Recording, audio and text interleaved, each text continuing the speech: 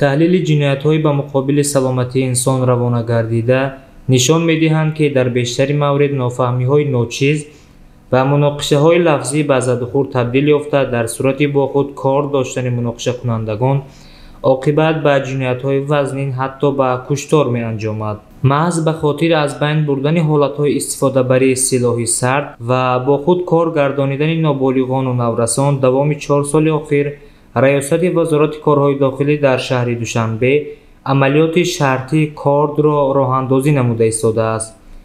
ташвишовар он аст, ки баъзе аз наврасон бо худ гардонидани корд ва дигар намуд предметҳои ба сифати силоҳи сард истифодашавандаро ба қавле ба муд табдил дода, ҳатто бо кор мусаллаҳ будани худро ба навор ва расм гирифта бо мақсади худнамоӣ дар шабакаҳои иҷтимоӣ паҳн месозанд.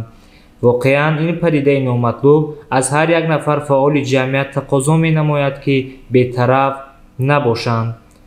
аз ҷумла дар доираи амалиёти шартии корд аз ҷониби кормандони милитсияи шаҳри Душанбе як гурӯҳ ноболиғони корд ба дастгир карда шуданд. номбурдагон бо мақсади худнамоӣ ва нишон додани бартарияти худ нисбат ба дигар ҳамсолон дар даст корду табак гирифта аксу наворҳои худро дар шабакаҳои иҷтимоӣ нашр намуданд. зимни санҷиш муайян карда шуд, ки номбурдагон хонандагони синфҳои 6 ва 7 яке аз муассисаҳои таҳсилоти миёнаи умумии пойтахт буда, аз онҳо 5 адад корд, 1 адад табар ва 1 адад чӯбдаст ҳамчун далели шайъӣ дарёфту мусодира карда шуданд.